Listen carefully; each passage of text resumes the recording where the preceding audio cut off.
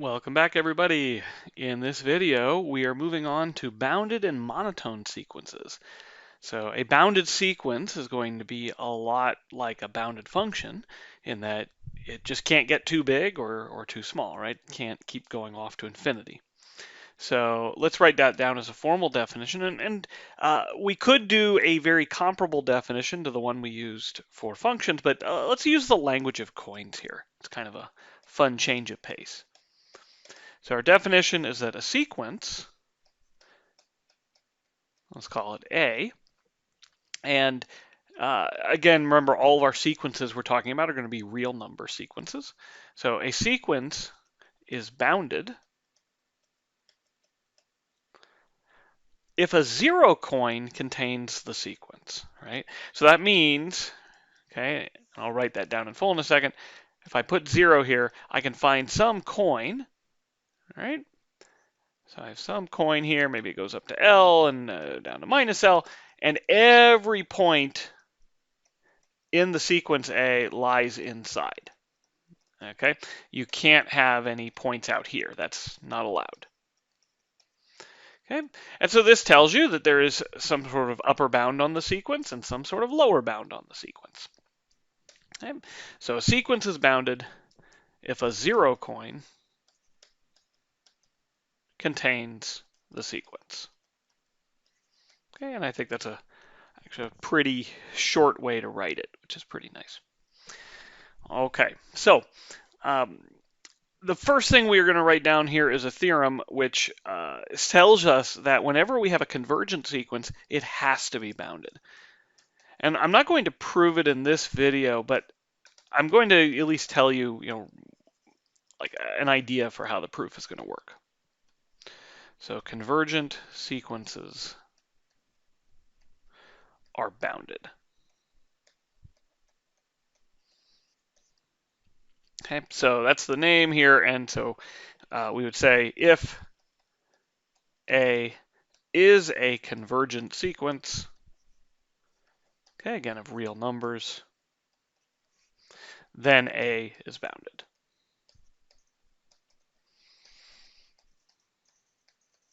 All right, so the proof really comes down to remembering what the definition of convergent sequence is. A convergent sequence is going to tell us that for any, let's say it's going to converge to some number, maybe some k, for any k coin, there exists a tail of the sequence contained in that k coin. All right, so once I know that I can essentially put most of the sequence, right, everything in the tail, inside of a K coin, right, and maybe we'll draw a picture here. So maybe I have 0 over here and K, for the sake of argument, maybe it could be positive. And I know that eventually I end up in, for any K coin, right, I'm going to end up inside of there. So all the points of the function are going to lie in, or of the sequence are going to lie in here eventually, right? Now there could be other ones, but only until I get to that tail. And the point is until I get to that tail, there's only a finite number of points. And I could just plot those somewhere, right? I'd plot the points around here, some of them maybe be bigger. But I'd write down all the finite points, and then I can find the biggest one. And then I can go to the right of it, and then the smallest one, and I can go to the left of that. All right. Now maybe as I drew it, it's not actually a coin, but I could just figure out what is this larger distance, right? To the max or to the min, and then I can draw some coin which is of the right size to get both of them. So say this max one was a little bigger, then maybe I'd come out over here and make a coin that was big enough. All right. So maybe whatever this is, say some delta, and that's also delta. Okay.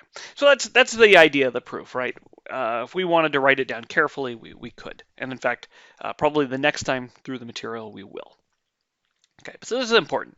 As soon as you know you have a convergent sequence, it must be bounded. Now, we could ask for the converse. If I have a bounded sequence, does that have to converge? And that we've already seen an example where that doesn't happen. So a non-example. So if I look at the sequence 1, -1, 1, -1, 1, -1, and so forth, this is absolutely a bounded sequence.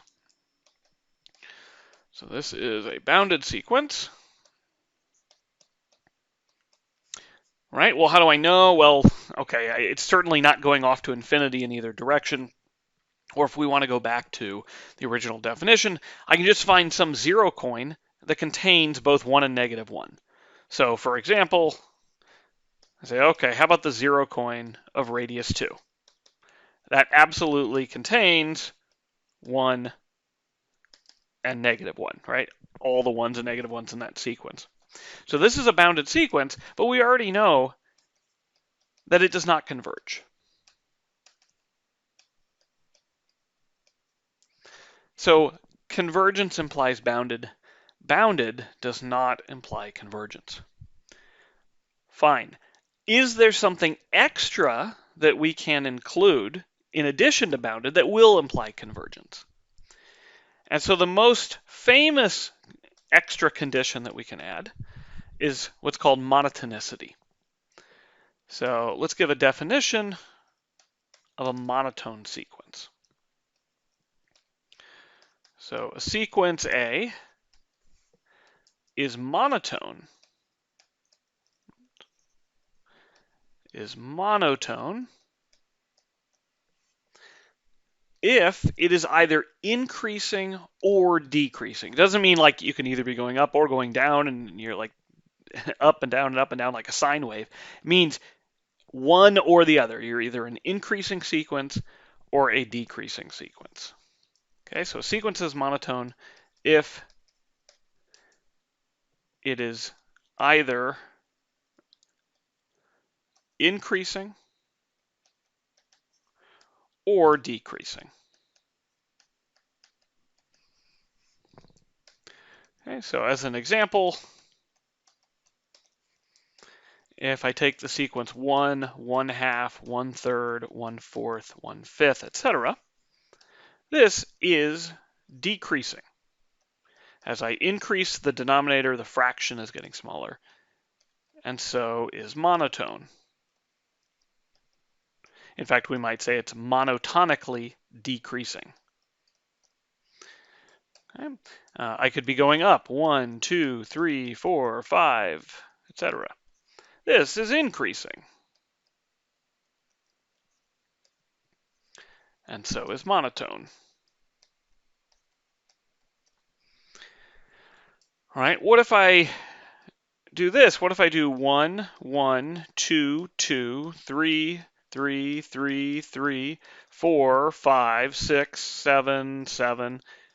Okay. So when we use the word increasing, there's a question of, does it mean it actually has to be getting bigger? And our convention is that if we really want it to be getting bigger each time, as we have in the second sequence, right? 1, 2, 3, 4, those are getting bigger each time, we would use the phrase strictly increasing. When we allow for it to be getting larger or staying the same, then we just use the word increasing. And the definition of monotone doesn't say strictly increasing or strictly decreasing. It just says it has to be increasing. So this is increasing, but not strictly increasing. Okay, but that's okay. We're not asking for strictly increasing in the definition of monotone. And so is monotone. Okay. However, 1, -1, 1, -1, 1, -1, etc. is not monotone. It's going down, it's going up, it's going down, it's going up. It just keeps on alternating. So it's neither decreasing nor increasing. And so it's not monotone. So the big theorem is that if we put bounded and monotone together, we get convergence. So the theorem, which we'll use the traditional title here, it's often called the monotone convergence theorem. Although I can't say I've ever liked that because it just talks about the monotonicity and the convergence, but not the bounded, which is the other assumption. So if a sequence is bounded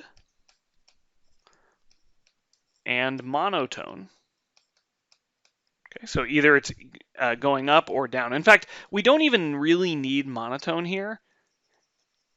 We actually only need eventually monotone.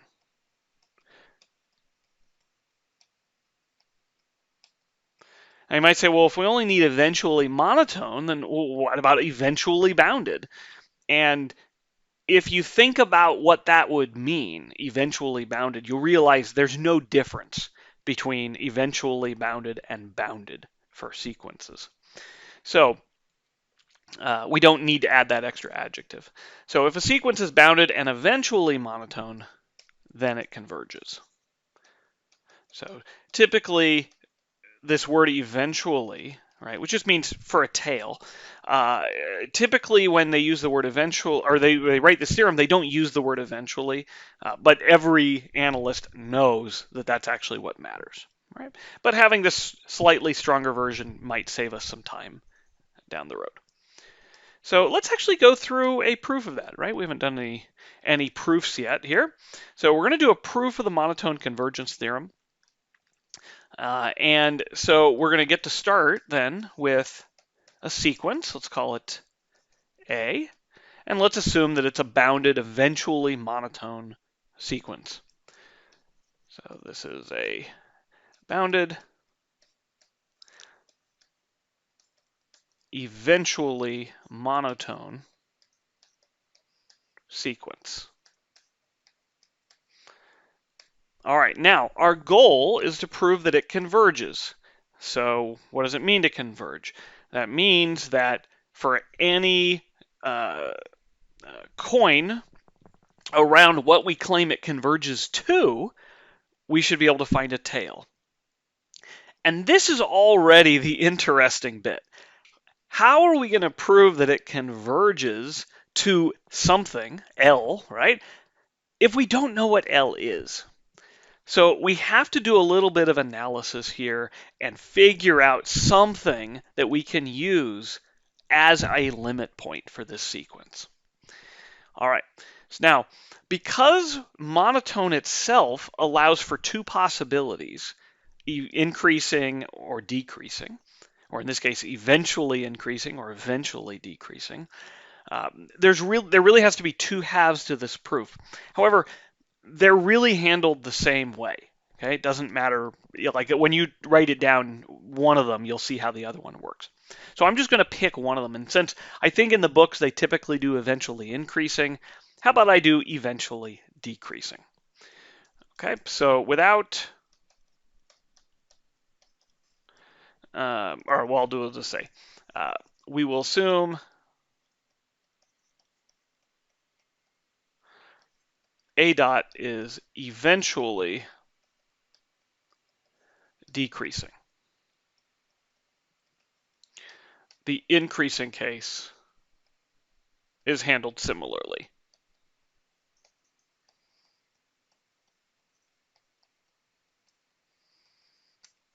Okay, fine. So because it's eventually decreasing, then we know that there is a tail that is decreasing. Okay, so let A greater than or equal to M be a tail of A dot that is actually decreasing. So we go out far enough, and now we're basically back to where a typical statement of this theorem, namely you have a monotone, not just eventually monotone, but a monotone and bounded sequence. We want to prove it converges. So if we can get that A greater than or equal to M converges, then because we know that convergence is detected by tails, we will know that A converges. Okay, fine. We also know because A dot is bounded, then the tail also has to be bounded, right? It has fewer terms, so it certainly can't become unbounded with fewer terms. Okay, so as A is bounded, so is A greater than or equal to M. Now, this bounded part becomes important because we know by the axiom of completeness that if you have a bounded set, right, or subset of the real numbers, right, a non-empty bounded subset, then it has an infimum.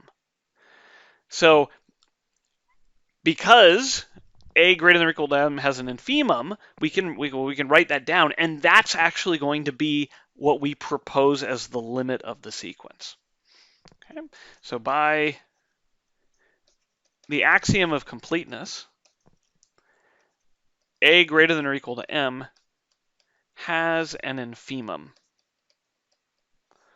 Right? And let's call it L. So L is going to be the infimum of all terms in the sequence, right, where n is an integer at least as big as m. Okay, so this is the infimum of the tail a greater than or equal to m. Fine, we have now a proposed limit of the tail. So we need to show that every L coin, right? So if I have my L here, and I pick some coin, maybe this will be L plus epsilon and L minus epsilon, that every L coin will contain some tail. Now the tail is of a greater than or equal to m, which is also, by the way, then a tail of a, right? But we only care about now a greater than or equal to m. All right, fine. So we need to start with some L coin. So let's let epsilon be greater than 0. Promise you we'd see that a lot. And we know that L, being the infimum, right, is a greatest lower bound for this set. So as L is a greatest lower bound for this set of all terms in the sequence past a sub m,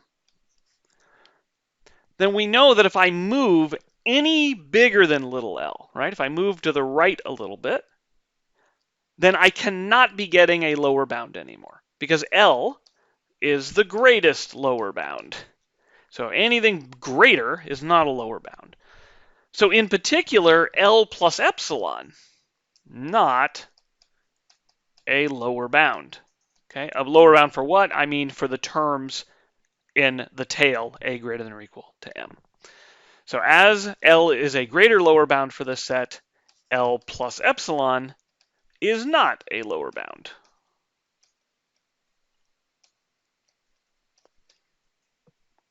Okay, so if it's not a lower bound, then that means there must be something which is inside here, right? Something from the tail, a greater than or equal to m, that sits in between. It can't be any smaller than L because L was a lower bound, but it must be smaller than L plus epsilon because L plus epsilon is not a lower bound.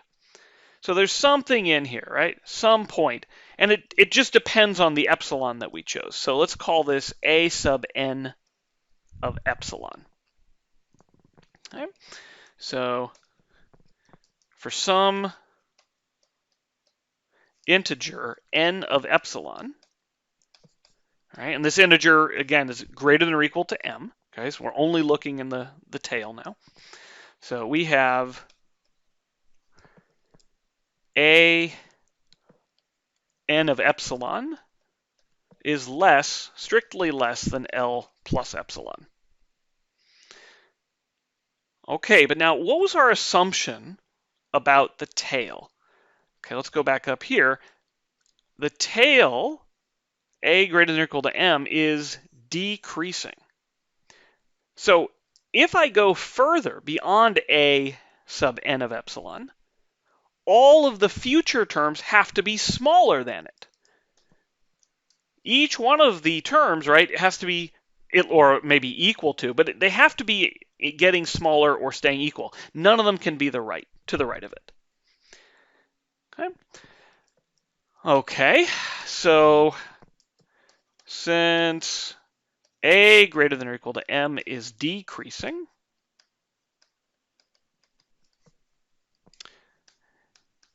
if n is greater than n of epsilon, so little n is greater than big N of epsilon, then, well, let's see here. We know that a sub n is going to be less or possibly equal to a sub n of epsilon, which we knew was less than L plus epsilon. On the other hand, right, all of these dots have to be in between L and a sub n of epsilon because L was a greatest lower bound, right? That is, L is the infimum. So each of these is greater than or equal to L. And then, of course, L is strictly greater than L minus epsilon. And so what we can conclude is that all of the terms past a n of epsilon lie inside the L coin of radius epsilon, right? Remember, there's our L coin of radius epsilon, and all these blue dots are going to lie in there. So thus, if I now look at the tail, and I'm going to write it twice. First, I take the sequence a greater than or equal to m, and then I look at the tail that starts at n of epsilon. But of course, this is actually just the same thing as a greater than or equal to n of epsilon. Okay, so this is just a tail for a now. This tail is contained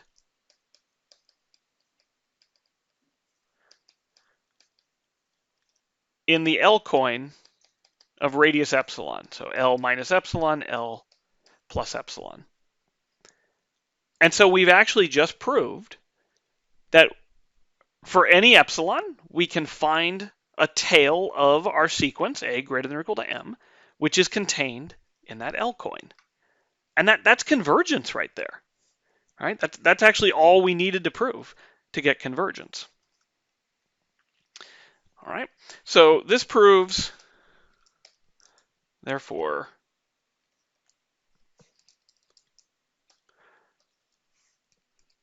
if I take this,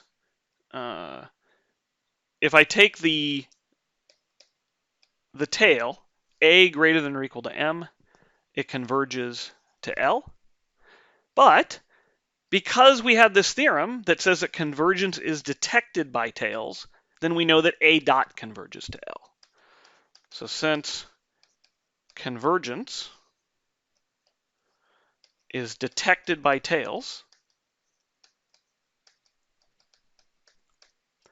a dot converges to L. And there's our proof. All right, so this is really handy as a way of proving that a sequence converges without having to know right off the bat what that limit is supposed to be. Now, it is certainly the case that you can try to come up with a limit, right, by using this infimum. But notice here, right, that you at least, like, first you need to know that, okay, where it is eventually, where eventually decreasing turns into decreasing. Then you need to know what this infimum is. And of course, the axiom of completeness isn't constructive. It's not telling you what that infimum is, right? It just says that it exists. So this is not typically going to tell you exactly what something converges to. You'll have to do more work for that. But at least tells you that it does converges. And there's a lot of instances where that's all you actually care about. All right, now we're going to finish this video with one last theorem. And we're not going to prove it here. This will come in the second half of the class. And this is called the Bolzano-Weierstrass or Weierstrass theorem.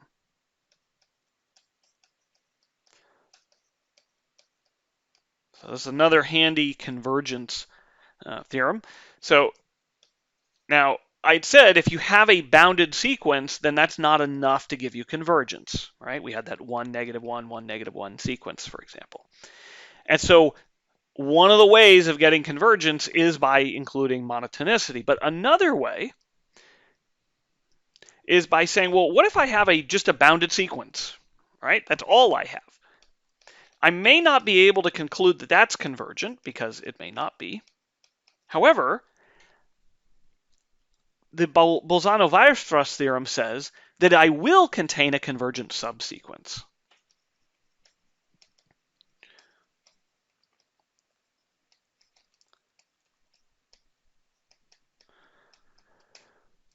All right, and so the example